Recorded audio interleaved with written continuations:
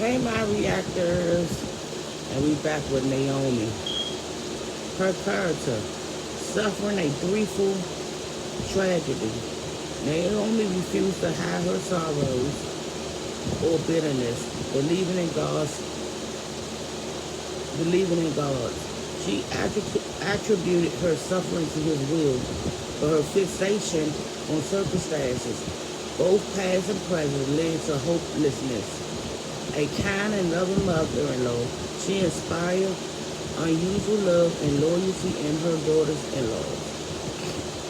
Her sorrows to have lost a husband and two sons in a foreign land, far from family and friends.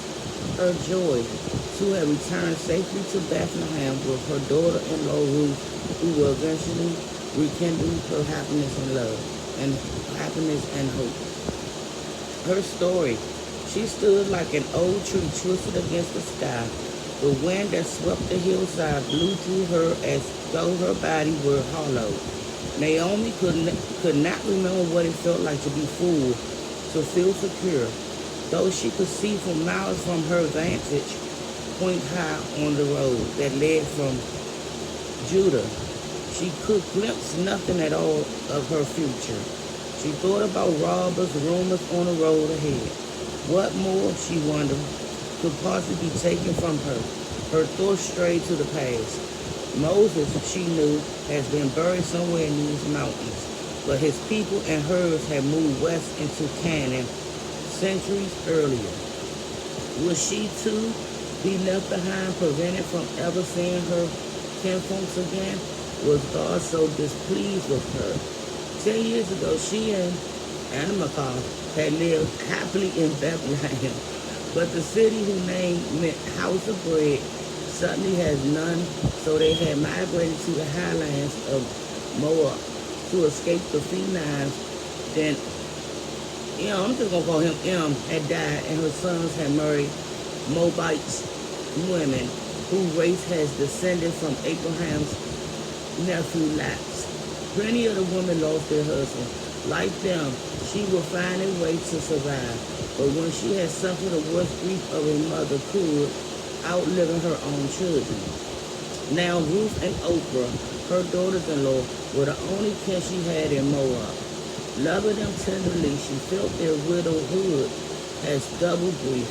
Together they had cried and comfort each other, finally decided to leave Moab for Bethlehem. But once on the road, Naomi's misgivings outran her craving for companionship.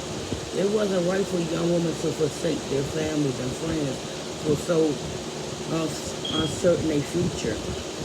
What chance would they, widows and strangers, have in Bethlehem? Even now that the famine had run its course. Go back, each of you, to your mother's house, she told them. May the Lord show kindness to you as you have shown to your dead and to me. May the Lord grant that each of you will find rest in the home of another husband. But Oprah and Ruth insisted, we will go back with you to your people. Why would you come with me? Am I going to have any more sons? Who could become your husbands? Return home, my daughters.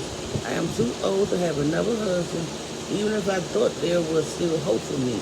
Even if I had a husband tonight and then gave birth to sons, will you wait until they grew up?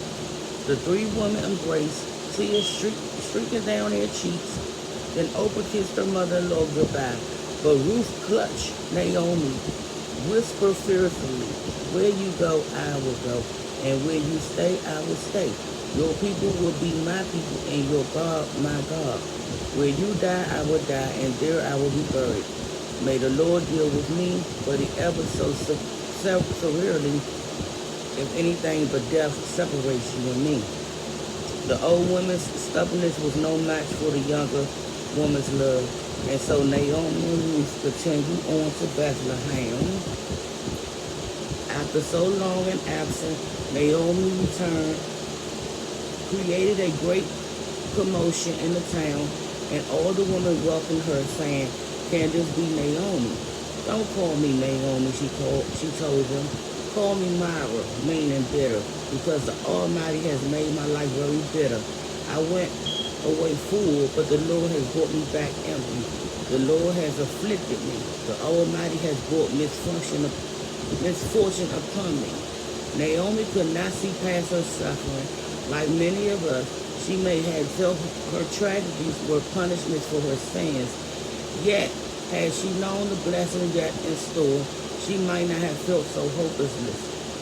Instead, she might have prepared herself to the tree that Job so gracefully described. There is hope for a tree. If it's cut down, it will sprout again, and its new shoots will not fail. Its roots may grow old in the ground, and its stumps die in the soil. Yet at the scent of water, it will bud and put forth shoots like a plant. Though she didn't know it, the scent of water was in the air. Naomi's life was beginning again. Her story still unfolding. So I will be back with the next woman of the Bible.